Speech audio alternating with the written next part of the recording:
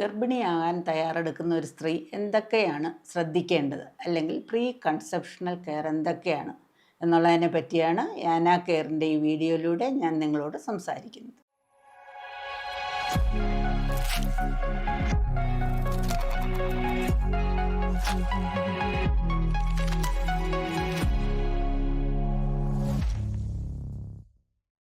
ഗർഭിണിയാകാൻ തയ്യാറെടുക്കുന്ന ഒരു സ്ത്രീ എന്തൊക്കെയാണ് ശ്രദ്ധിക്കേണ്ടത്, അല്ലെങ്കിൽ പ്രീ കൺസെപ്ഷണൽ കെയർ എന്തൊക്കെയാണ്? ആരോഗ്യമുള്ള അമ്മയാണ് ആരോഗ്യമുള്ള കുഞ്ഞിന് ജന്മം നൽകുന്നത്. അപ്പോൾ അതുകൊണ്ട് അമ്മയുടെ ആരോഗ്യം വളരെ പ്രധാനമുള്ളതാണ് എന്ന് നമ്മൾ അറിഞ്ഞിരിക്കണം. അത് നമ്മൾ ഗർഭിണി ആയി കഴിഞ്ഞിട്ട് നമ്മൾ ആരോഗ്യത്തിലുള്ള പ്രശ്നങ്ങൾ കറക്റ്റ് ചെയ്യുന്നതിനേക്കാളും എപ്പോഴും നല്ലത് ഗർഭിണിയാകുന്നതിന് മുമ്പ് തന്നെ നമുക്ക് കറക്റ്റ് ചെയ്യാൻ പറ്റുന്ന കാര്യങ്ങൾ കറക്റ്റ് ചെയ്തിരിക്കും. ഒന്ന്, നമ്മുടെ ശരീരഘടന. ചിലർ കുറഞ്ഞ വെയിറ്റ് ആയിരിക്കും, അതിൽ 40 കിലോയിൽ താഴെ വെയിറ്റ് ഉള്ളവർ, അതിൽ കൂടുതൽ വെയിറ്റ് ഉള്ളവർ, 80-90 കിലോ ഒക്കെ ഉള്ളവർ, ആ വെയിറ്റിൽ ഒരു അഡ്ജസ്റ്റ്മെൻറ്റ് വരുത്തേണ്ടതാണ്. അപ്പം വെയിറ്റ് തീരെ കുറഞ്ഞ സ്ത്രീകൾ കറക്റ്റ് ചെയ്ത് നല്ലവണ്ണം ആഹാരമൊക്കെ കഴിച്ച് വെയിറ്റ് കുറച്ചുകൂടെ കൂട്ടുന്നതിന് ശ്രമിക്കുക. അതുപോലെ അമിതവണ്ണമുള്ളവർ അത് കുറയ്ക്കാനും ശ്രമിക്കണം. എന്നാൽ ഗർഭകാലത്ത് നമുക്കൊരു നാച്ചുറലി തന്നെ ഒരു 10 കിലോയുടെ വെയിറ്റ് ഗെയിൻ ഉണ്ടാവാറുണ്ട്. അപ്പം വലിയ വെയിറ്റുള്ള സ്ത്രീകൾക്ക് വീണ്ടും വെയിറ്റ് കൂടിയാൽ അത് പല ആരോഗ്യ പ്രശ്നങ്ങൾക്കും ഇടയാക്കും. BP, ഷുഗർ ഇങ്ങനെയുള്ള പ്രശ്നങ്ങൾ വരാനിടയാകും.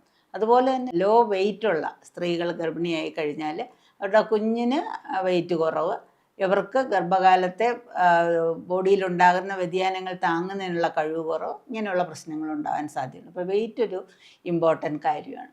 പിന്നെ നമ്മുടെ ശരീരത്തിലുള്ള ആരോഗ്യ പ്രശ്നങ്ങൾ, ഏറ്റവും പ്രധാനമായിട്ടുള്ള വിളർച്ചാ രോഗമാണ്. ധാരാളം സ്ത്രീകൾക്ക് ഇന്ന് വിളർച്ചയുണ്ട്. വിളർച്ചാ രോഗം അല്ലാതെ തന്നെ ഗർഭകാലത്ത് വരാവുന്നതാണ്. അപ്പോൾ അത് നമ്മൾ നേരത്തെ തന്നെ കറക്റ്റ് ചെയ്യണം. വിളർച്ചാ രോഗമുള്ളവർ അതിന് ഡോക്ടറെ കണ്ട് അതിനുള്ള മരുന്നുകൾ കഴിച്ച് ഹീമോഗ്ലോബിൻ്റെ അളവ് നോർമലാക്കിയിട്ട് വേണം ഗർഭിണിയാവാൻ. പിന്നുള്ളത് നമ്മുടെ ശരീരത്തിൽ നേരത്തെ തന്നെ ഉള്ള അസുഖം, ഉദാഹരണം പറഞ്ഞാൽ ഡയബറ്റീസ് പോലുള്ള അസുഖങ്ങൾ, അത് നമ്മൾ നിയന്ത്രിച്ച് നിർത്തിയിട്ട് മാത്രമേ ഗർഭിണിയാവാൻ പാടുള്ളൂ. പിന്നെ ഏറ്റവും പ്രധാനമായിട്ടുള്ളത് തൈറോയിഡിൻ്റെ പ്രവർത്തനത്തിലുള്ള വ്യതിയാനങ്ങൾ.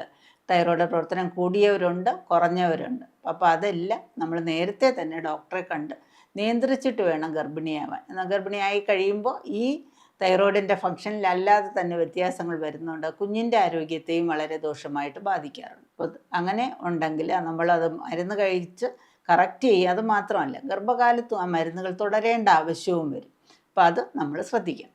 പിന്നെ നമ്മൾ നേരത്തെ പല അസുഖങ്ങൾക്കും മരുന്ന് കഴിക്കുന്നവരുണ്ട്. ചുഴലി പോലുള്ള അസുഖങ്ങൾ, ഹാർട്ടിൻ്റെ അസുഖങ്ങൾ, അങ്ങനെയുള്ള എന്തെങ്കിലും അസുഖങ്ങൾക്ക് നമ്മൾ സ്ഥിരമായി മരുന്ന് കഴിക്കുന്നതാണെങ്കിൽ, മാനസിക അസുഖങ്ങൾ, അപ്പോൾ ഇങ്ങനെയുള്ള അസുഖങ്ങൾക്ക് മരുന്ന് കഴിക്കുന്നവർ നേരത്തെ തന്നെ ഗർഭിണിയാവാൻ നമ്മൾ ശ്രമിക്കുമ്പോൾ ഡോക്ടറെ കണ്ട് ആ മരുന്നുകളിൽ വ്യതിയാനങ്ങൾ വരുത്തണമെങ്കിൽ വരുത്തേണ്ടതാണ്. വേറൊന്നും കൊണ്ടല്ല.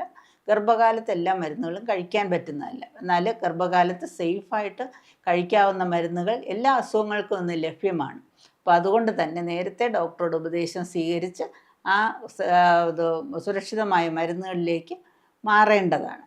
പിന്നെ നമ്മൾ ശ്രദ്ധിക്കേണ്ട കാര്യങ്ങളെന്ന് പറയുന്നത്, നമ്മൾ വാക്സിനേഷൻസ്. നമ്മുടെ ഗർഭകാലം എന്ന് പറയുന്നത് പ്രതിരോധശേഷി വളരെ കുറഞ്ഞ ഒരു സമയമാണ്. അപ്പോൾ നമ്മൾ മറ്റസുഖങ്ങൾ വന്നു കഴിഞ്ഞാൽ അത് കൂടുതൽ സങ്കീർണതയിലേക്ക് പോകാൻ സാധ്യതയുണ്ട്. അപ്പം നേരത്തെ തന്നെ അത് വരാതിരിക്കാനുള്ള മുൻകരുതൽ നമ്മൾ എടുക്കണം. ഹെപ്പറ്റൈറ്റിസ് B പോലുള്ള അസുഖങ്ങൾ, ഇതിനൊക്കെ ഉള്ള വാക്സിൻ നമ്മൾ നേരത്തെ തന്നെ എടുത്തിരുന്നാൽ, ഇൻഫ്ലുവൻസയുടെ വാക്സിൻ, ഇതൊക്കെ നമ്മൾ എടുത്തിരുന്നാൽ ഗർഭകാലത്ത് ഈ അസുഖങ്ങൾ വരാതെ നമുക്ക് ശ്രദ്ധിക്കാൻ പറ്റും. പിന്നുള്ളത് പ്രീ കൺസെപ്ഷണലായിട്ട്, ഇപ്പോൾ നേരത്തെ അബോർഷനൊക്കെ ആയിട്ടുള്ളവർ, അല്ലെങ്കിൽ തന്നെ ഫോളിക് ആസിഡ് പോലുള്ള മരുന്നുകൾ കഴിക്കുന്നത് നല്ലതാണ്. അത് വേറൊന്നും കൊണ്ടല്ല.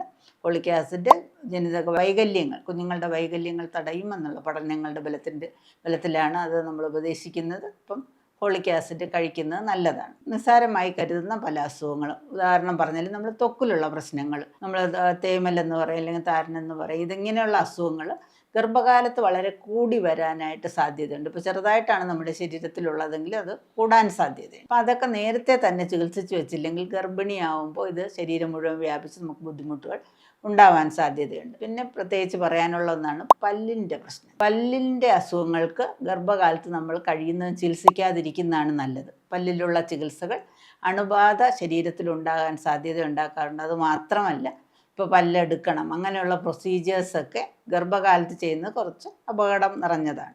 അപ്പോൾ അതുകൊണ്ട് അങ്ങനെയുള്ള അസുഖങ്ങൾ നമ്മൾ നേരത്തെ തന്നെ പല്ലിന് എന്തെങ്കിലും പ്രശ്നം ഉണ്ടെങ്കിൽ അത് നേരത്തെ തന്നെ ചെയ്യുക. ഇപ്പം നമ്മൾ കോസ്മെറ്റിക് പർപ്പസിന് നമ്മൾ പലരും കമ്പിയിടുക അങ്ങനെയൊക്കെ ചെയ്യുന്നുണ്ട്. അതൊന്നും ഗർഭിണിയാകാൻ ഉദ്ദേശിക്കുന്ന ഒരാൾ അപ്പോൾ പോയി ചെയ്യരുത്. ഒന്നിൽ നേരത്തെ ചെയ്ത് അതിൻ്റെ ട്രീറ്റ്മെൻറ്റ് കഴിഞ്ഞിട്ട് ഗർഭിണിയോ അല്ലെങ്കിൽ അമ്മയായി കഴിഞ്ഞിട്ട് പിന്നെ ചെയ്യാമെന്ന് വിചാരിക്കും. അപ്പം അങ്ങനെയുള്ള വ്യതിയാനങ്ങൾ നമ്മൾ വരുത്തേണ്ടതാണ്. പിന്നെ ഗർഭിണിയാകുന്നതിന് മുമ്പ് നമ്മൾ ശ്രദ്ധിക്കേണ്ട വേറൊരു കാര്യം മാനസികമായിട്ടുള്ളതാണ്. നമ്മൾ മാനസികമായി തയ്യാറെടുപ്പിലായിരിക്കണം.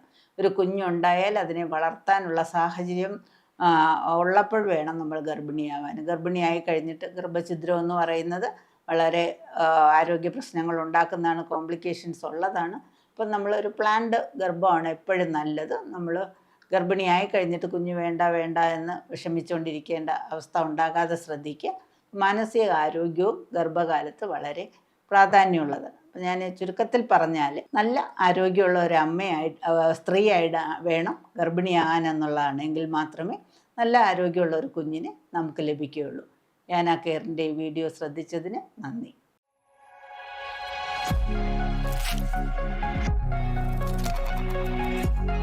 Thank you.